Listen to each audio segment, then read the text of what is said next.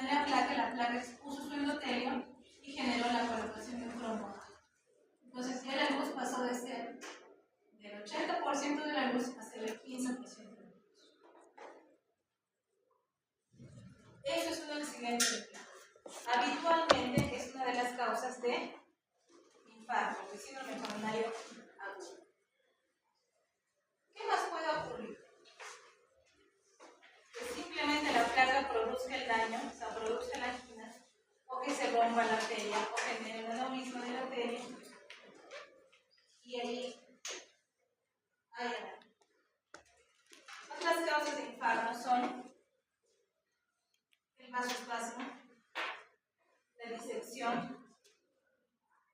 además de la complicación de los injertos, por ejemplo, del stent o de un injerto de derivación a otro.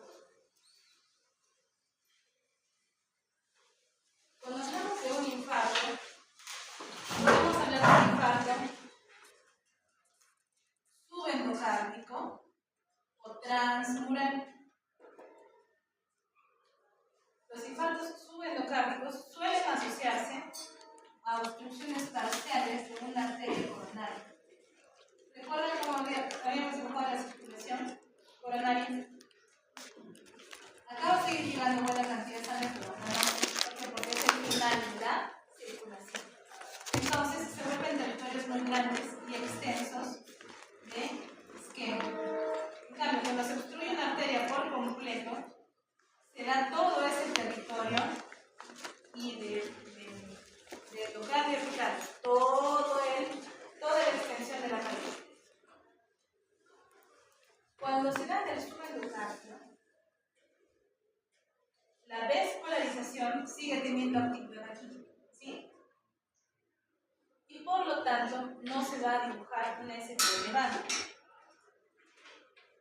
En cambio, cuando es transmural, sí genera una señal tipo ST elevado. Para que nosotros nos recordemos, su endocardio, ¿a qué les suena? ¿A esto o a esto? Abajo. Como cuando tenemos un infraglucemia.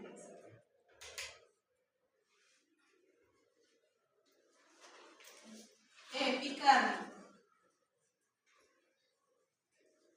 ¿A qué le suena? ¿Arriba o abajo? Arriba. Entonces, como cuando tenemos un supraesofágico.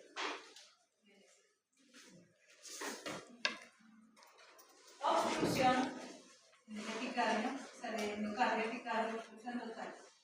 Subendocardio, obstrucción básica. O alteración de oferta y de demanda. Ahora vamos a hacer lo siguiente.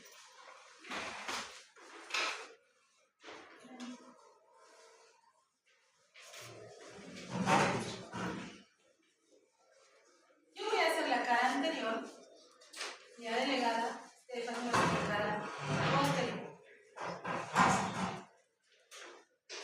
Y va a hacer la cara lateral. Háganse las manitas. Así es el corazón. Es un compuesto de caras unidos entre sí formando un círculo o un cilindro.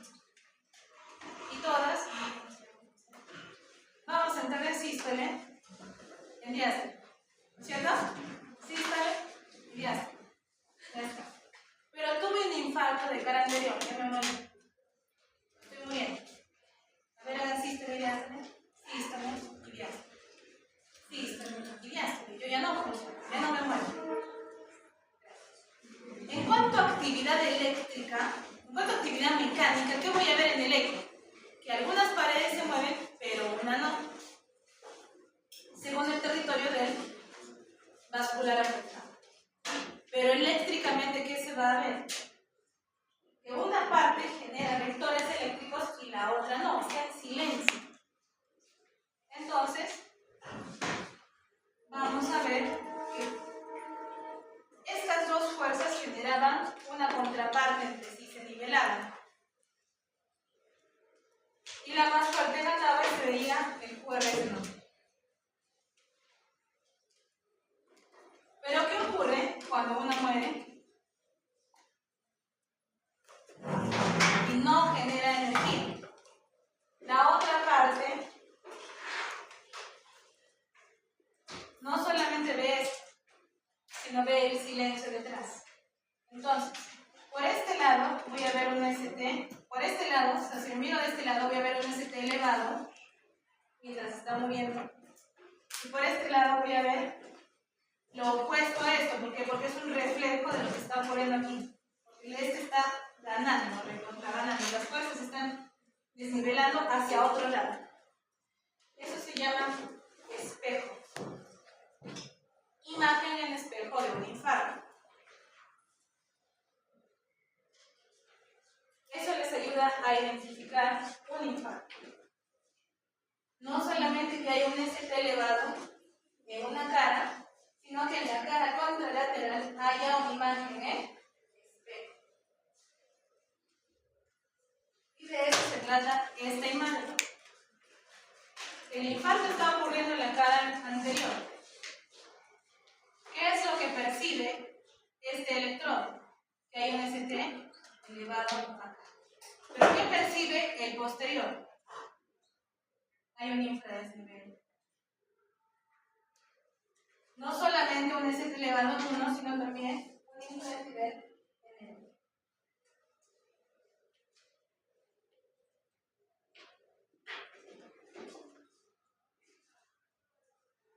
¿Alguna pregunta hasta allí?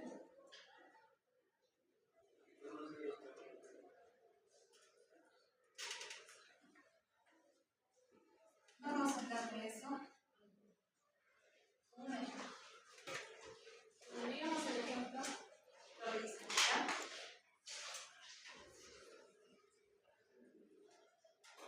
Para su conocimiento, no para el examen, para su conocimiento, existen una clasificación de la cuarta definición de infarto, que es un documento de consenso internacional. Clasifica los infartos en 5 tipos. Tipo 1, cuando hay un accidente de placa. Si será una placa y es donde obstrucción. Tipo 2, cuando tenemos esa placa que está semi-obstruyendo una arteria, pero está estable, pero de pronto hay un evento que pide mucha circulación y esa placa no permite que llegue a la circulación. Por ejemplo, si soy un camionero de 55 años, jugador, he formado una gran placa que se me obstruye en la arteria y me voy a la pichanga del domingo con mis amigos del colegio. Y entonces, al minuto 35, sufro de un infarto. ¿Por qué? Porque mi corazón estuvo latiendo 150 latidos por minuto y no recibió la sangre que necesitaba. Hubo un desbalance de oferta-beneficio, de oferta-demanda, y hubo suficiente cantidad de tiempo en isquemia que produjo una necrosis, un infarto. Es como cuando yo me imagino, ¿no? Que viene un ladrón y cogotea a la víctima. La cogotea hasta que el otro dice, no, hasta que pierde el conocimiento. ¿Está muerto? No. ¿Está vivo? Pero inconsciente. Esa es la isquemia. La isquemia es cuando está cogoteando, se le está faltando. La injuria es cuando ya está inconsciente, pero no está muerto. ¿Ya eso qué le sigue? Si sigo haciendo eso, lo voy a matar. Vale, entonces, ya está. 3. Muerte cardíaca presuntamente por una enfermedad coronaria. Esto se ve en una necrosis. 4. Los infartos relacionados al uso de catéteres por stent o por oclusión del stent. O 5. Los infartos relacionados a la cirugía cardíaca. Nuevamente, tipo 1 cuando se afecta por una placa o se lacera una arteria crónica. 2. Cuando hay problemas de oferta-demanda, desbalance de oferta del oxígeno ofertado con la demanda del mercado. Por ejemplo, cuando hay hipertrofia ventricular, cuando hay un espasmo coronario, embolia coronaria, arritmias, principalmente las arritmias. Paciente que lleva de 75 años ya con una taquicardia auricular, una FA de 180 por minuto. Esa gastrocomina se lo comía hace meses. ¿Qué pasó? isorreumático 2.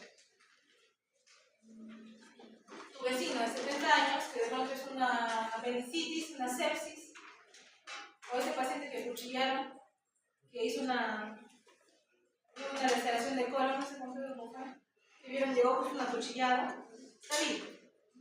Está vivo. ¿Qué había tenido? Una laceración severa en el colon. ¿Y adivinen qué salió? Ya, eso adivinaron bien. A la cavidad abdominal, tremenda sepsis. Estaba con adrenalina, noradrenalina, la frecuencia cardíaca como 200. Obviamente elevó troponina solo que por cerca de mayo. Y mató. Muerto por infarto. Cuarto es asociado a cateterismo o a angioplastía, y 5 asociado a cirugía cardíaca. Entonces, si tenemos a Santiago, queremos ver cómo se procesa Santiago, podemos ver los varios puntos de vista. Ya hemos visto esa diapositiva anteriormente. La cara lateral alta. ¿Por qué derivadas? ¿Qué derivada es esta? 1, muy bien, porque es la izquierda, ¿no es cierto?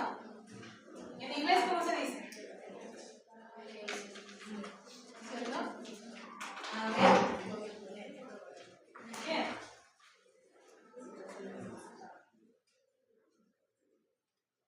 ¿Y estas? Esta es fácil porque es el eje eléctrico del corazón. 2 más. Y nos vamos. Punto, ¿cierto? De las patitas. ¿Y este?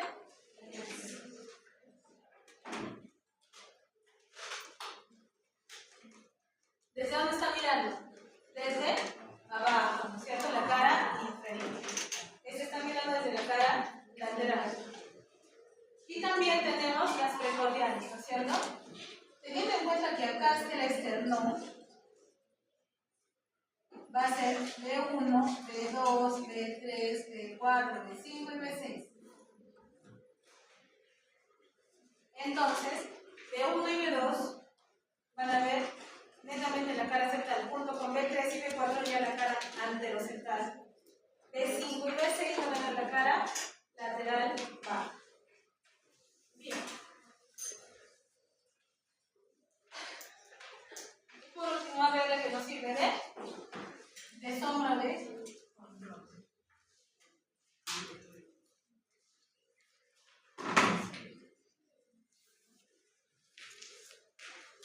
Y es allí donde tenemos que identificar dónde están los primeros. Allí, por ejemplo, cuando tenemos anteroseptal, B1, B2, B3, B4, B5 y 6 para el lateral, o 1 ya B para la lateral alta, y por último 2 es AB para la cara inferior.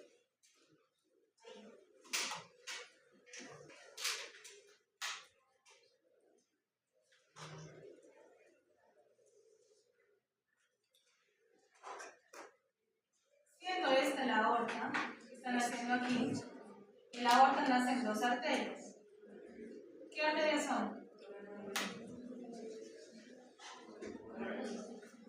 Claro, es la coronaria. Coronaria izquierda y coronaria derecha. La coronaria izquierda, que la ven aquí, se va a dividir en 2. ¿Cómo se llama esta? ¿Ah? Ya. Recuerden, acá hay un surco. ¿Cómo se llama este surco? Interventricular, muy bien. ¿Anterior o posterior? Ya. Si hay un surco interventricular anterior, hay un surco interventricular posterior. ¿Con qué manito se limpian en la celda? Usualmente con la derecha, ¿no es cierto? Ya, igual el corazón. La coronaria derecha va para el surco interventricular posterior. ¿Sí? Ahí. Que está acá, ¿no es cierto? Nunca se van a olvidar de eso, ¿no? Funciona muy bien. Entonces, ¿quién se encarga de la coronaria de la surco interventricular anterior? La izquierda. La circunfleja, la que está circunflejando, o la descendente anterior. La descendente anterior. es la de A y esa es la cisma. Y esta vamos a igualar entre la coronaria derecha que da la descendente posterior. Sencillo. Lo que quiere decir que estas derivadas 2, 3 y ABF que ven la cara inferior van a ir para la coronaria derecha. 1, ABL, B5 y B6 para la circunfleja. Y las derivadas de B1, B2, B3, B4 para la descendente posterior. Ya está. ¿Qué difícil es? ¿Por qué nadie me dijo? ¿Qué era tan fácil? También tienen esta pregunta. ¿Qué era?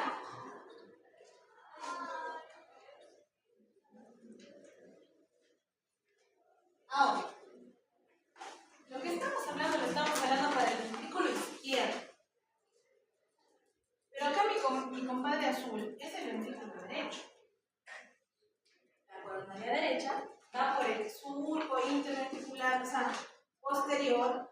Primero va por el surco atrioventricular derecho y luego gira por el margen y se va para atrás, rodeando al ventrículo derecho.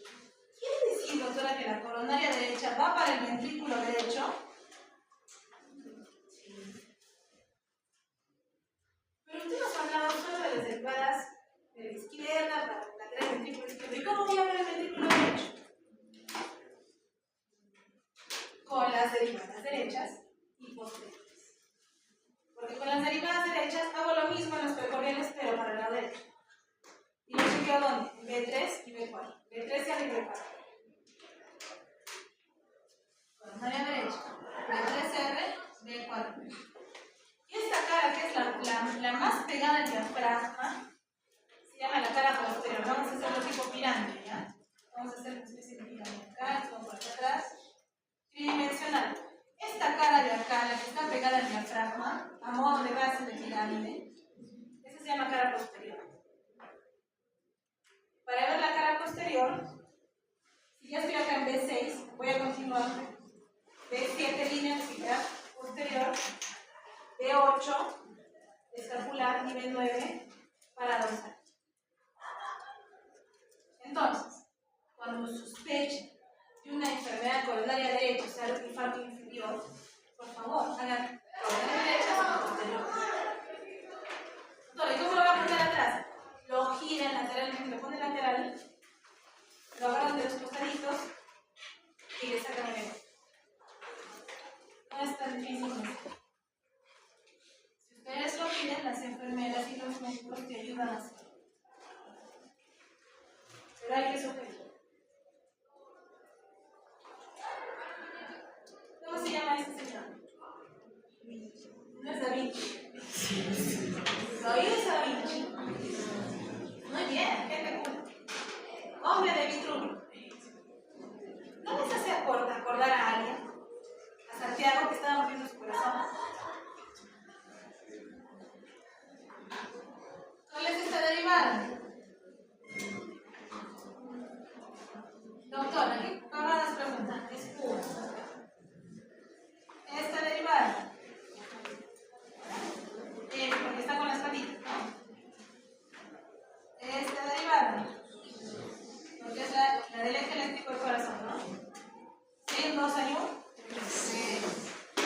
Y si hay izquierdo, en español también hay en inglés. Si hay izquierdo hay derecho. Yo creo que Beethoven se inspiró en Vitruvio para hacer esto. Pero tiene lógica. Basta con que ustedes se acuerden dónde están las derivadas para que puedan descifrar dónde está el impacto y qué parece lo mismo. Ahora, vamos a hablar de esto. Mi amiga la anticuchera. Mi amiga la anticuchera es hija de un linaje de anticucheros. Entonces, mamá anticuchera, abuela anticuchera, han comido anticuchos toda su vida. La detectaron como molida.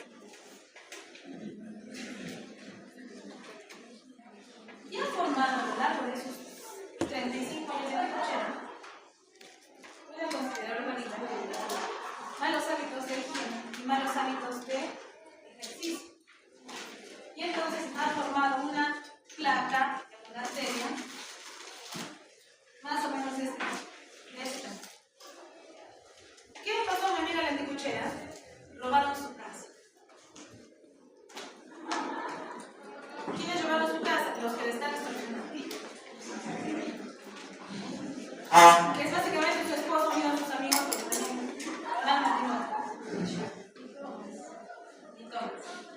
Entonces,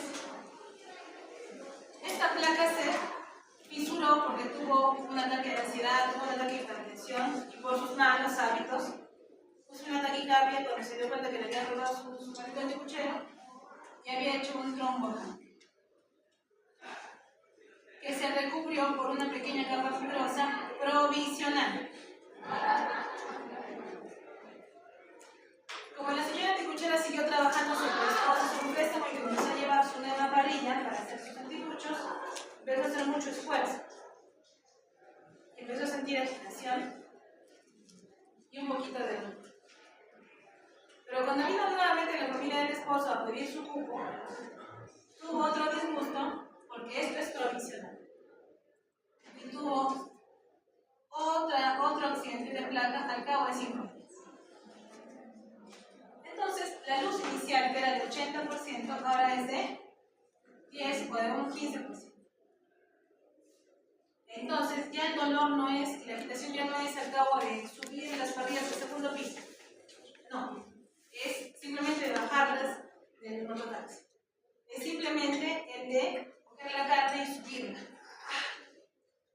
Es simplemente ir al mercado, se empieza a agitar y tiene que parar la luz de la cosa. Porque el corazón está, necesito sangre, bastante sangre, pero no puedo fluir. Entonces, ¿qué empezó a tener? Un dolor rápidamente progresivo, en intensidad, en frecuencia y en severidad. O sea, el tipo de dolor. Empezó siendo simplemente angina por otorismo, que es un equivalente a angina. Ahora es dolor. Y ella va a la consulta con ustedes. Porque esto ocurre en chanclas. Ustedes están haciendo sus turnos en chanclas. Y la señora Anticuchera es la más querida del pueblo, excepto con sus esposos. Por favor, mírenmela a mi comadre, porque eso está ocurriendo. Tú le tomas un eléctrico y el eléctrico está normal. Tú llevas tu maquinita que mide troponinas analizantes y troponinas normales.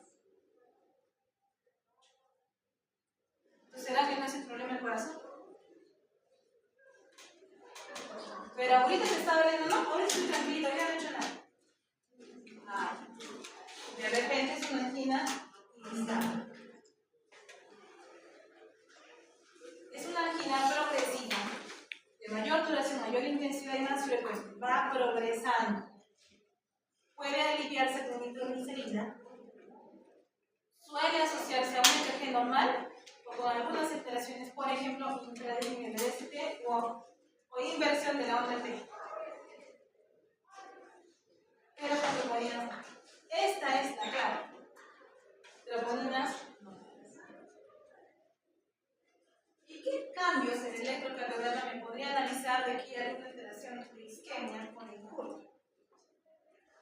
Cambios en la onda.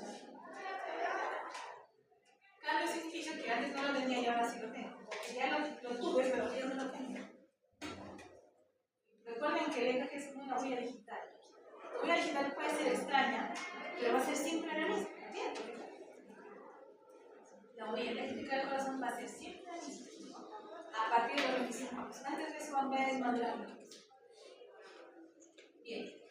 Una onda invertida de forma simétrica o infradesnivel del ST que sea horizontal, convexo o descendente. El ST ascendente suele ser benigno. Suele encontrarse cuando hay esfuerzo físico por una prueba de esfuerzo. También cuando hay un supraesnivel, obviamente convexo, horizontal o nuevamente convexo. En especial cuando se come la onda R. Acá hay onda R, acá ya no hay onda. ¿Qué hay? ¿Onda?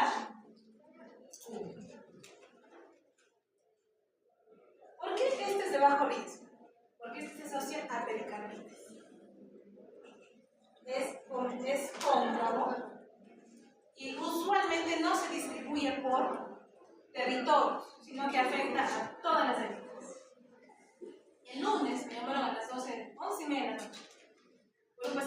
periodo intraclínico, no sé algo bueno de lo que venía, a un chico de 35 años, triatlonista, que había estado entrenando durante todo el fin de semana en una piscina, pero que ahora, lunes por la tarde, sentía un poco de dolor. Va a la clínica y encuentran este patrón en todas las semanas, todas sin excepción, excepto la vena. Y le miro la caja así con medio ojo, y digo, eso es una pericarditis. ¡Claro! ¿Cómo no se nos ocurrió? ¿Puedes venir?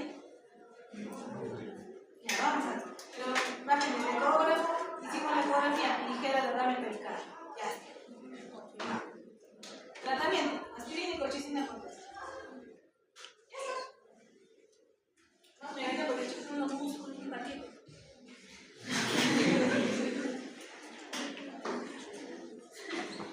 Ahora,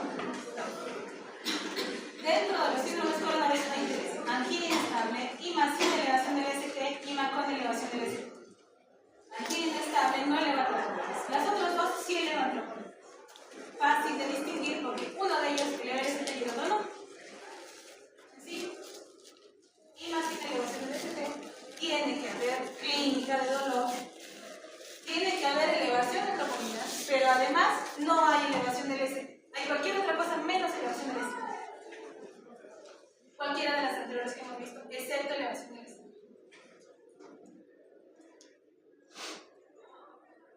Es poliinfarto. ¿A qué se refieren con dolor tipo infarto? Opresivo. ¿Qué más? Puede ser irradiado al cuello, al brazo o hacia el espalda. ¿Qué más? Puede ser retroesternal. ¿Qué más? Cuando es por infarto, puede ser en reposo. Cuando es por esfuerzo, se llama angina de esfuerzo. Y usualmente para con el reposo. Pero el infarto puede ser incluso desencadenado porque, bueno, hablamos, o sea, en realidad en cualquier manera. Y usualmente en la madrugada, por el surge matutino. Allí se producen la mayor parte de eventos coronarios o de eventos cardíacos o desencadenados por estrés. En realidad puede ser de la nada. ¿Cuándo? Ya hemos hablado de cuándo sí, cuándo no. Porque los que ustedes van a recibir un montón de consultas por WhatsApp, los van a abordar en la calle, tú eres médico, ¿no? ¿No les pasa eso? Tu vecino, tu amigo del colegio, oye, tú eres médico, ¿no? Mira, estoy con diarrea. O mira, me duele el pecho, a mi mamá le duele el pecho. Ustedes tienen que identificar a qué huele. Por ejemplo, cuando tu novio se encuentra en la calle con una chica guapísima y te presenta a ti como una amiga. ¿A qué huele? Huele mal, ¿no? Ya. Entonces ustedes tienen que tener ese olfato. El paciente no te va a decir que ya es opresivo y radiado, no, te va a dar una serie de síntomas. Pero hay que olfatear cuando no es. Por ejemplo, cuando es punzante. Me vienen como unas punzaditas por acá y por allá. No, el dolor tipo infarto se queda en un sitio. Punzante no es. Muy poco pronto. Me duele acá arriba. Y la gente cree que acá está el corazón. Me duele acá arriba. Y hago más así, como una punzada. Cada vez que me tengo un disgusto. Poco probable.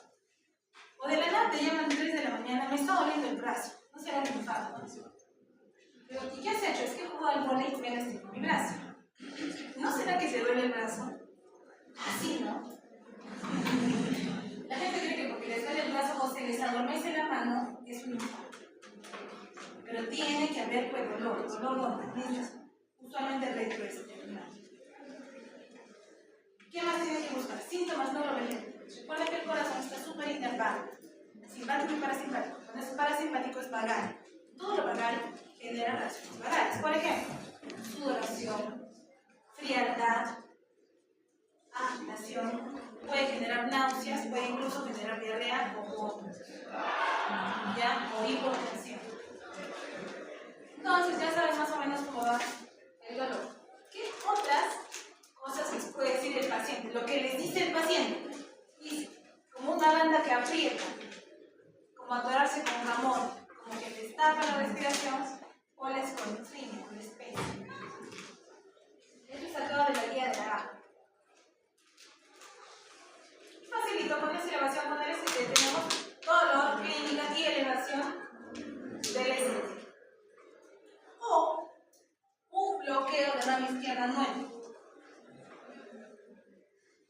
Acuérdense que cuando hablamos de las ramas de las X, hablamos de que este es el grosor de la rama derecha y este es el grosor de la coronaria izquierda.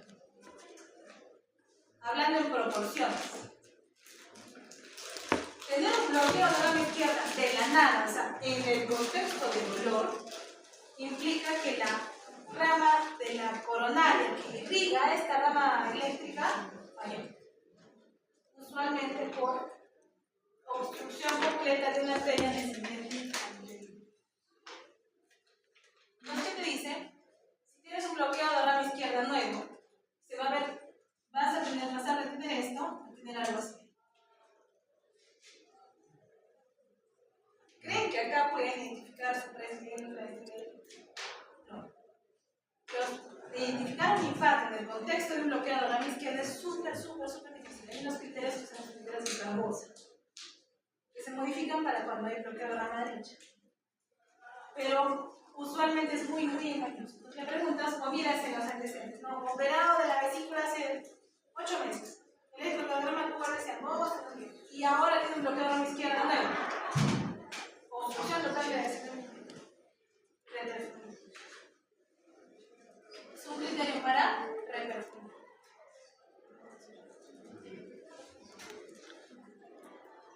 Bien, identificamos un ST elevado. Pero, mirad, todos aquí tienen menos de 40 años. ¿Los varones?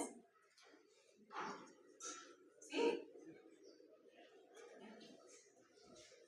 Entonces, los corazones de ustedes, compañeros, son buenos y vigorosos. Eso significa que el septo interventricular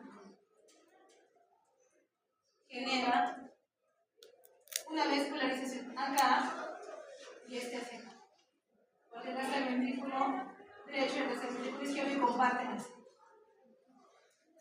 Este choque de vectores de energía en el septo puede hacer que los compañeros varones tengan una elevación del ST en B2 y en B3. Si son varones menores de 40 años, esta altitud puede ser incluso hasta 2.5 cuadrantos. Para que lo miren en cuadraditos. Si tiene más de 40 años, solo hasta 2 cuadraditos se acepta como normal. Pero si somos flores delicadas como nosotras, las mujeres, a cualquier edad solo se acepta hasta 1.5 cuadraditos. En B2 y en B3. ¿Queda? Eso es lo que les está diciendo la cuarta definición de infarto sobre la elevación del punto J en dos derivadas contiguas, en B2 y en B3. Más de 2 cuadraditos chiquitos, en varones mayores de 40, más de 2.5. En menores de 40 o más de 1.5, en mujeres a cualquier edad, es una señal de infarto. Ahora, si de pronto lanzo una bomba tóxica para todo este lado, ¿habrá alguno que no se afecte? No. Porque yo estoy mandando a todo un territorio.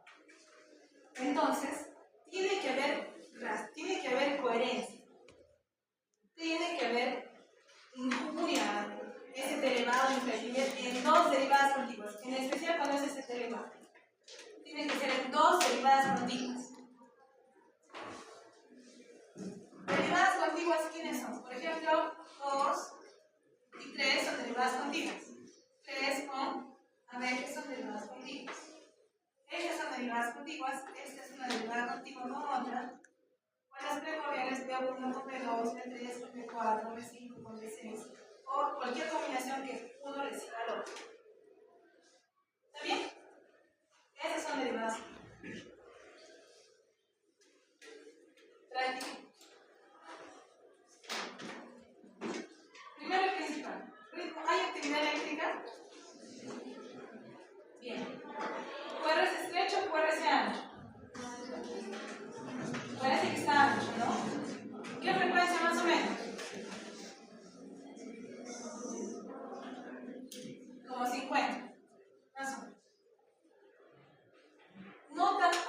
alteración del ST o de la onda T. ¿En dónde? En 2. Ah, en 2. La doctora me dice derivadas continuas. Si hay algo en 2, debe haber algo también en 3 y a ver, vamos a ver si es cierto. Mira, el superdesnivel, como lo dijimos, de alto riesgo. Como que se toma de quinto. Superdesnivel en 2. Acá ya perdió la onda R, se vuelve una onda Q. 3. Perdió la onda R, se vuelve onda Q. Y eleva a 3 y a ver. Derivadas continuas. ¿Y qué está ocurriendo a modo de espejo en las otras derivadas? El infradesnivel de gamma 1 a modo de espejo. Si esto es lateral, debe estar pasando algo parecido en la cara lateral. Vamos a ver la cara lateral. B5 ahí. B6. Mira, también está ocurriendo en B3, pero en B4, en B3 y en B3.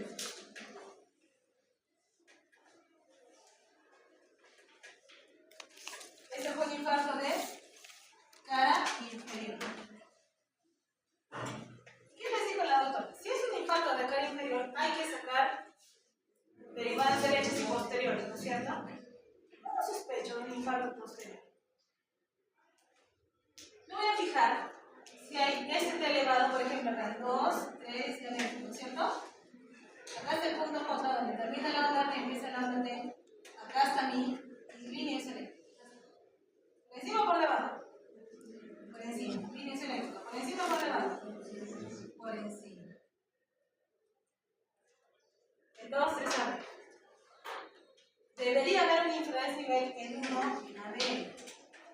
Por ahora no se ve gran cosa. Debería haber un infradesnivel en B4, B5, B6. Al contrario, está elevando un poquito el ST. ¿Ven? De repente se está extendiendo la cara lateral. Probablemente se está tendiendo a subir, ¿mira? ¿Lo ven? Entonces tenemos ínfero, lateral, ¿y qué más? B2 y B3 son lo completamente opuesto a la cara. Entonces, si acá está ocurriendo un ST elevado, acá ¿qué se va a ver? Un ínfero. Entonces, por imagen especular, cuando hay un infradesnivel en B2 y en B3 en el contexto de un infarto inferior, tenemos compromiso de cara posterior. Entonces, un ínfero posterior. ¿Qué puede estar ocurriendo? Una coronaria derecha que da toda la vuelta hacia la cara.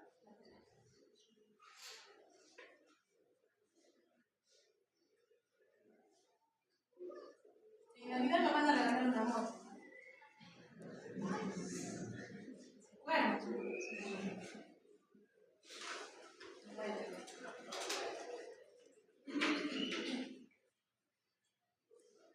Entonces, ya esto va a ser fácil.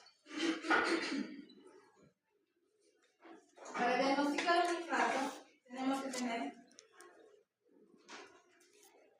exploración clínica, pruebas complementarias.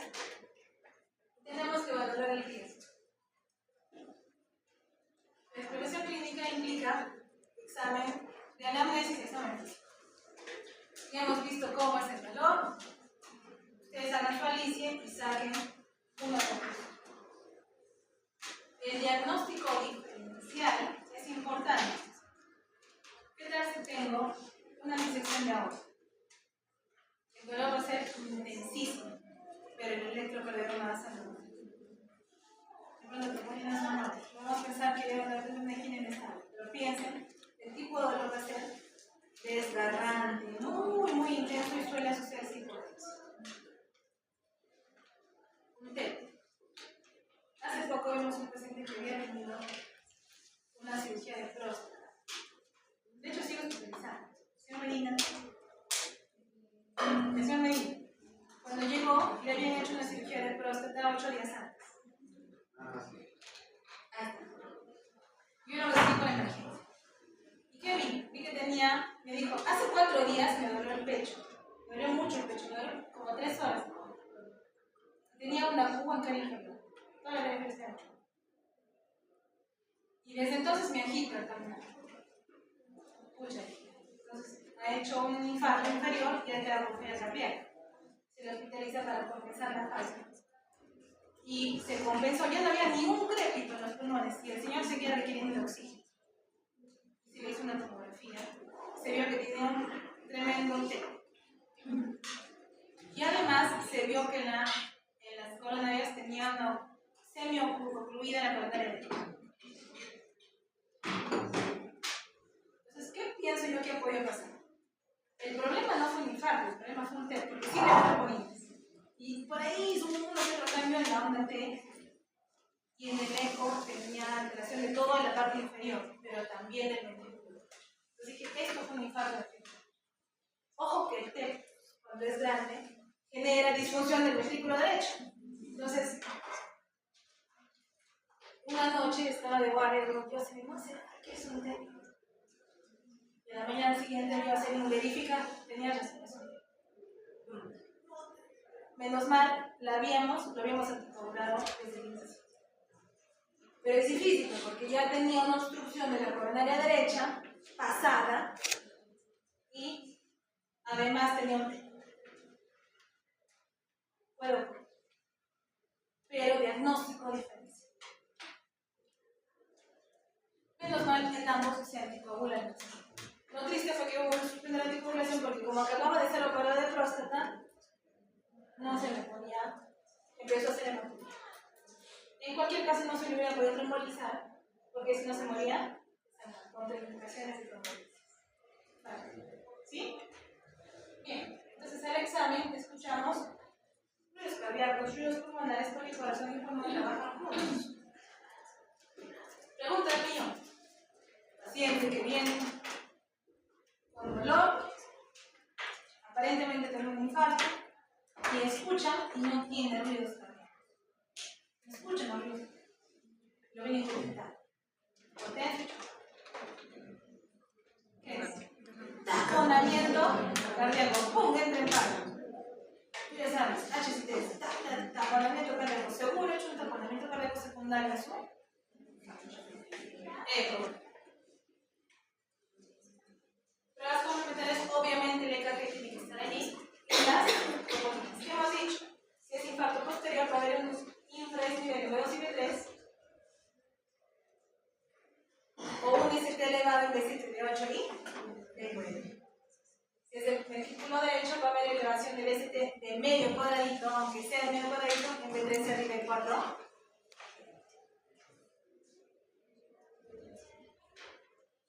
Y que las troponinas, que son parte de la estructura miocárdica, aparecen en sangre. Cada centro tiene su propio valor límite normal de troponinas. Llegando al centro, veremos cuánto es por valor normal. O si no, lo chequean ahí.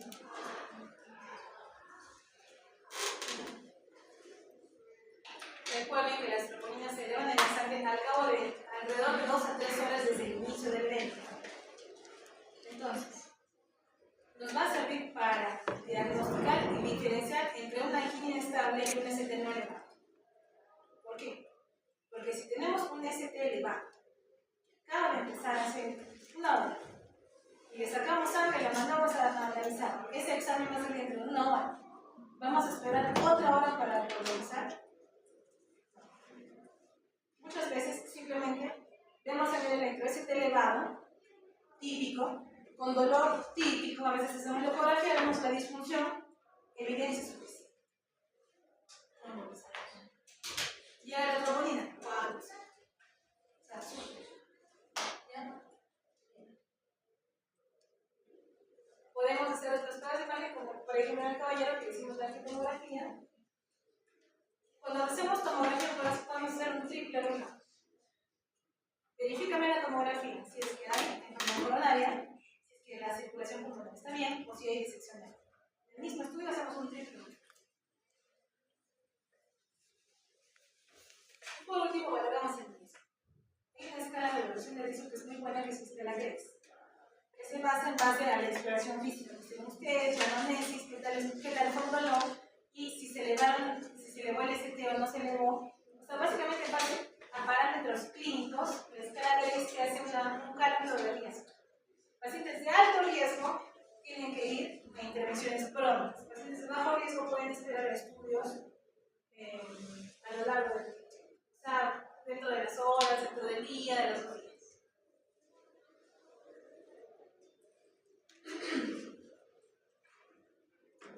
Hablando de tratamiento inmediato, ¿qué es lo que tienen que hacer ustedes enfrentando a un paciente con una sospecha de infarto? Ustedes van a terminar como médicos generales y se van a ir a algún lugar del Perú a hacer sus denuncias. Digamos que mi vecina la anticuchera finalmente hizo su infarto. Ustedes están en Champions. O están en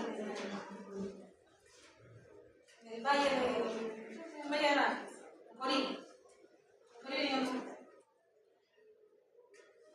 Y les llega la anticuchera con el dolor de pecho. Es un ST no elevado. Una influencia del ST, el dolor es típico, ya tiene el antecedente de haber estado teniendo una angina progresiva. ¿Qué tratamiento le da? La mona acá. Como con una monita, quiere treparse y obstruir la coronaria, pero no lo logra. Tiene que caer la mona acá. Morfina, oxígeno, nitroglicerina y anticoagulantes. Morfina para el dolor, oxígeno solo si está por debajo del 90%. Si está por debajo del 90%, tu objetivo no es 100%, tiene que ser 24%. Recuerden que puede haber daño oxidativo. Nitroglicerina para mejorar la circulación y anticoagulantes que son de suma y vital importancia porque si es un trombo el problema, darle anticoagulantes para que no forme más trombos. Ojo que el anticoagulante no disuelve trombos, evita la formación de nuevos trombos. Y si es que está confirmado, por ejemplo, ST elevado o un bloqueo de mano izquierda nuevo, reperfundo. Ya, y estás en el Valle de Nápoles, en Corín. ¿A cuánto tiempo está el Corín de derecho? 4 horas, 3 horas, más o menos. 4 horas y se hacen 8. ¿Crees que llegues antes de las 2 horas? Porque ¿qué te dice la teoría? Si estás a menos de 2 horas y te le abran la arteria con un cateterismo, ve que le hagan cateterismo. No, doctor, estoy a 4 horas. Entonces, reperfunde con fibrinolisis. Lo llevas al hospital de Márquez, tenemos anteplace y lo fibrinolizas. O si no, si en Corín te dicen, tenemos anteplace, listo, sube a la ambulancia y lo trombolizamos en el camino. Puede ocurrir. Eso es en Estados Unidos. Llegan a tu clase, que ese momento identifican el infarto, lo confirman por WhatsApp como algún cardiólogo, sí es, inicia trombolizas. Ya. Trombolizan en el camino y llegan al hospital trombolizando. ¿Por qué? ¿Por qué no trombolizar y dejarlo ahí nomás? Porque si es exitoso, las palmas y los aplausos, pero si no es exitoso, es una emergencia. Abrir la arteria con la o con la cirugía. Como no ves el futuro, tienes que actuar como si todo fuera ir mal.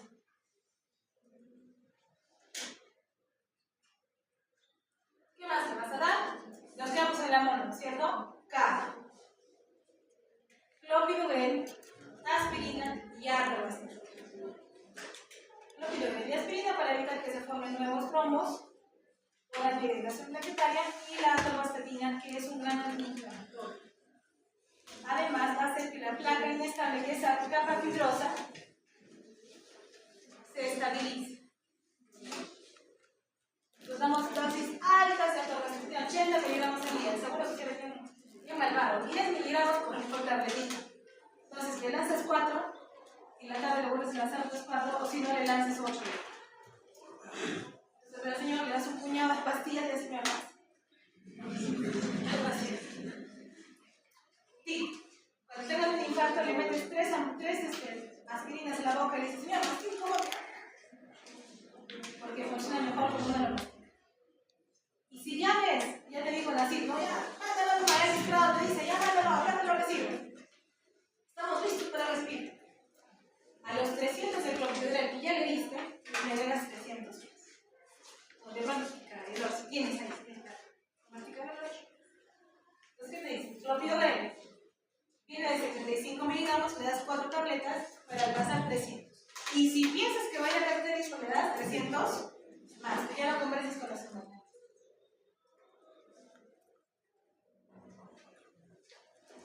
Repercusión inmediata. Indicaciones. Estés a menos de 12 horas del inicio del dolor.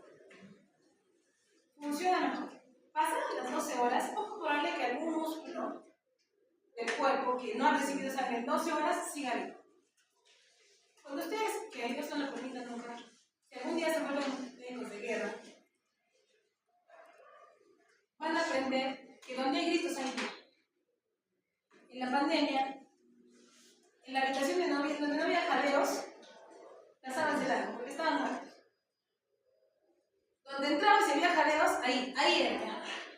¿Qué ha pasado? O en la fila, no jadeaba, seguías. Tú estás adentro. ¿Qué quiere decir? Que estás vivo. Así. Si no lo vieron, no lo hicieron. Yo trabajé en el COVID y realmente era así. Un día me tocó en emergencia. Ibas en la fila, a ver qué tan jadeante estás. A ver, porque los otros dos ya no tenían ni esfuerzo respiratorio, mínima posibilidad de sobrevivir. Si llora, está vivo. Si grita, está vivo. Si no grita, no está vivo. Por ejemplo, el paciente, ¿no? Que te dice, sí, me duele el pecho, yo estaba en el chakra, me duele el pecho como 2 o 3 horas, pero como a las 4 horas se me quitó. Ya no me he vuelto a doler, pero ahora me agito, me canso. ¿Qué pasó? Tuvo un infarto. El músculo sobrevivió 2 o 3 horas, no se hizo nada y el músculo murió. Ya no hay músculo que sangre. Distinto de, me duele mucho el pecho 2 o 3 horas y he venido porque me duele el pecho de 2 o 3 horas. Pasada la media hora, mi esposa me dijo que tenemos que tomar al hospital. Y el hecho de que le siga doliendo es una cosa buena. Alguna vez un paciente vino de Ayacucho, demoró 13 horas en llegar y le seguía doliendo. Ya le habían dado medicamento, le habían puesto aspirina, clopidogrel, hexaparina, parece que eso aguantó y le seguía doliendo. Lo normalizamos o no lo normalizamos. La teoría dice 12 horas, pero son 13 horas desde el inicio del dolor. Lo normalizamos. ¿Por qué? Porque le sigue doliendo. Fue exitoso.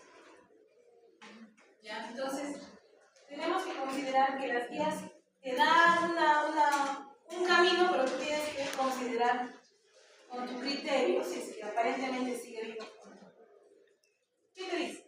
Elevación del ST en 2 cuadritos en derivadas precordiales o de al menos un cuadrito en las derivadas de extremidades.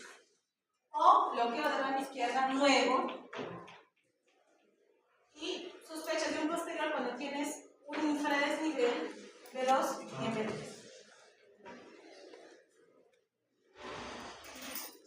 Finalmente, llegaste a la velocidad de la regresión tangible.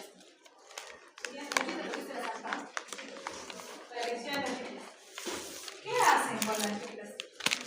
Con un catéter llegan y atraviesan tu lesión con una guía, pasan un balón a la que está pegada una mallita, abren el balón con presión neumática, se abre el balón y aplastan las lesiones contra las paredes. Luego desinflan el balón, lo retiran y queda ahí en el sitio impactada la mallita de sangre.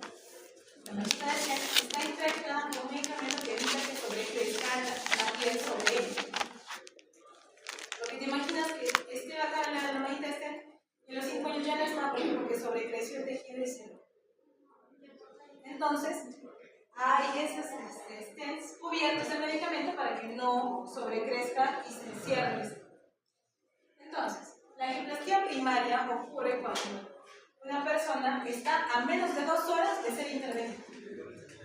Sí, doctor, tenemos todo listo, que venga el paciente, se queda guarda, 15 minutos hasta el hospital, 5 más entre emergencia. Y en la sala de actriz, en 20 minutos está el paciente empezando su procedimiento. En 45 minutos ya estamos con el PTT atravesando la lesión. Eso se llama angioplastia primaria. No estoy en el hospital, estoy en Corea. Me fui a tomar al hospital de Montes, me hicieron mi trombolisis. Fue exitoso. Tenemos 24 horas para que entre a cateterismo. ¿Por qué? Porque puede ser exitosa porque abrió un 5% de la luz, porque disolvió todo el trombo. No lo podemos hacer. Entonces, en el contexto de un infarto agudo, que se puede volver a cerrar, ya habrá cateterismo. Eso se llama angioplastia facilitada.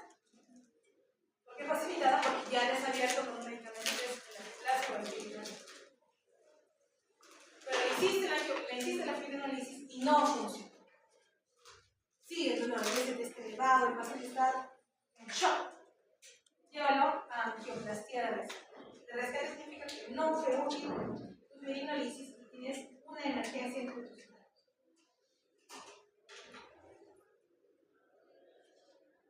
La fibrinolysis se trata de usar el activador del plasminógeno, que eso sí disuelve los trombos.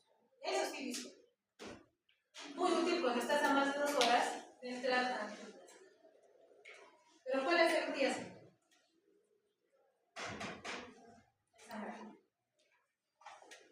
Ustedes dirían, ¿y por qué no tratamos con fibrinolysis a todos y cada uno de los pacientes con infarto? Porque va a disolver todos los coágulos de tu cuerpo. Todos. Incluyendo el de esa función humana que hicieron, incluyendo el de la cirugía que tuviste hace 5 días, incluyendo del ACV hemorrágico que tuviste hace 3 años. Entonces, hay contraindicaciones, principalmente de índole hemorrágica. Y les proponen esta pneumotenia, ¿sí? Si es que ha habido un stroke hemorrágico alguna vez. Así me dio cuando tuve 15 años, fue un stroke hemorrágico. No puedes tener fibrinolysis.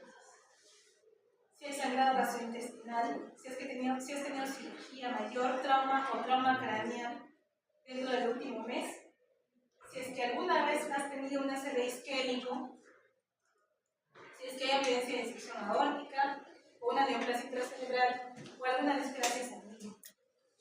Nos interesa que por lo menos sepan que hay contraindicaciones absolutas. Si no las recuerdan, cuando esté frente al paciente buscan contraindicaciones absolutas y relativas. El embarazo no es una contraindicación absoluta. ¿Sí? Por último, el manejo.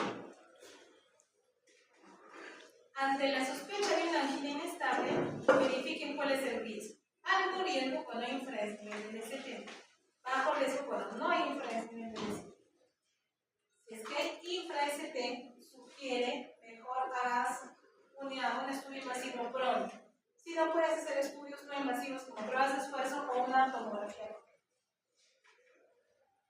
Pero si estás ante un ST elevado, te preguntas, ¿estoy a menos de 2 horas de un paciente de un procedimiento?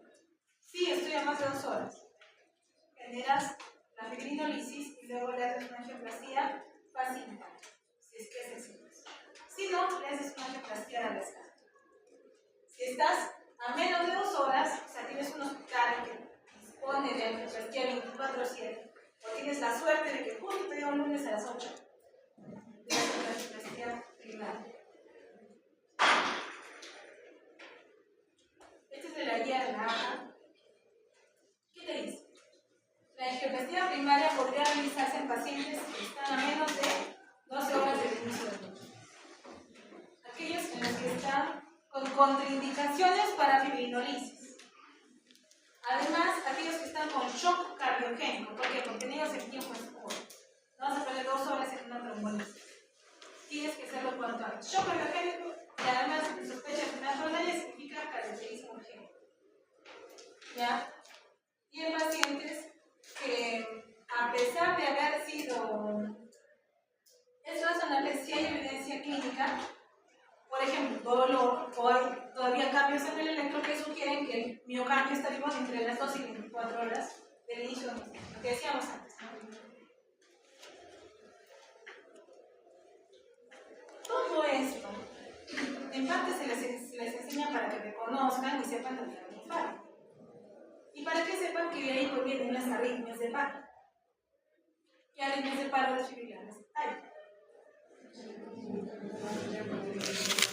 Fibrilación ventricular y la ventilación pulso. Entonces, en el contexto agudo puede ser una expresión de un grito de auxilio, de isquemia y de infarto. Tratas de isquemia, le abres la arteria y debería ya no volver a ocurrir. Pero ¿qué tal si le has hecho la angioplastia? Has chequeado y todo está perfecto, así como todo como coronación. Y aún así, en el curso operatorio te hacen una hernia. probablemente este señor necesite de un DAC.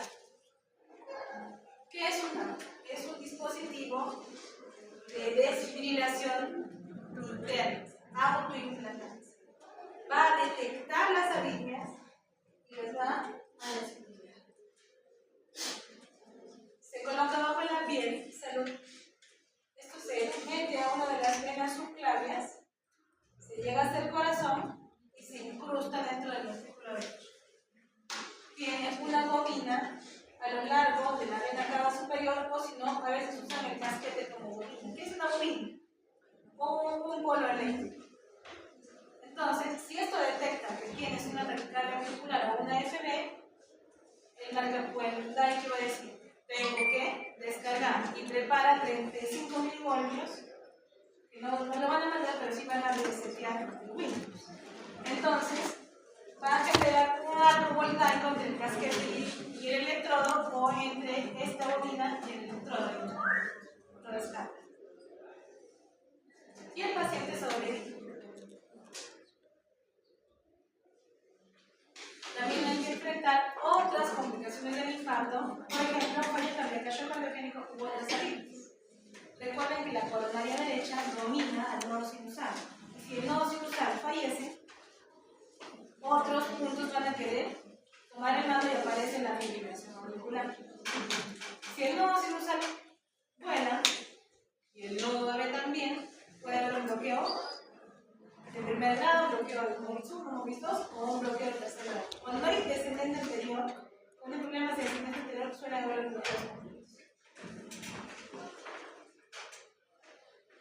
Entonces, si hay falla cardíaca, ya utilizamos un combo para falla cardíaca, típicamente conformado por yetras o aras antagonistas de la aldosterona, por ejemplo, la espironolactona, con cuidado si es que van a usar bloqueantes, porque pueden generar bradicardia. Si tú bloqueo la coronaria derecha, pues no le vas a dar a que dé más disfunción del ritmo. Si está en shock cardiogénico, sabemos que tenemos que ir a angioplastia. Tiene una gran mortalidad y, por supuesto, otras arritmias. ¿Saben cuál es la mortalidad de cualquier infarto intrahospitalaria? De 30 al 50%. Y eso lo tienen que saber la familia. Bien, puntos clave para el aprendizaje. ¿Quiénes comprenden los síndromes coronarios agudos? Inestable, infarto sin elevación, infarto con elevación. Lo reconocemos por si es que hay elevación de troponinas, si es que hay elevación de BCT o si hay otros cambios. Ya saben la clínica, ya han hecho semio. Valoren lo rápido, valoren el riesgo, traten las arritmias y administren su modo. Morfina, oxígeno, nitroglicerina, anticoagulantes, Manacar, clopidogrel, aspirina y alcohol. Consideren la repercusión inmediata cuando es un elevado o cuando tiene un bloqueo de la rama izquierda 9. Y recuerden que valorarlo bien para que los traten bien y predigan bien cómo va a ir ese paciente. Si bien aparecen arritmias malignas luego de comidas al alto, ese paciente antes de irse a su casa tiene que tener nada más frustrante que sacarlo del infarto, sacarlo del shock y que se muera en su casa con una arritmia. Bien, chicos, por último, ¿qué observan? ¿Qué dicen? Este es un paciente de 55 años que acude con dolor torácico por 6 horas. Por eso los hombres ponen grande. No encontraron alteraciones de circulación física. Concentración de troponina plasmática normal. ¿Qué es? Vean,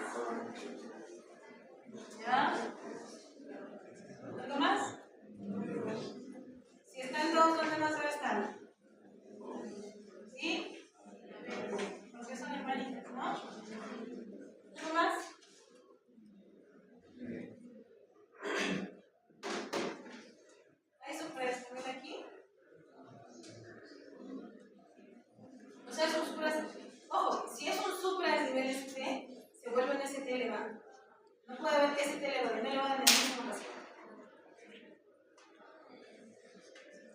¿Ahí sufre este de acá? Sí, ya. Entonces, este es el ST elevado anterior.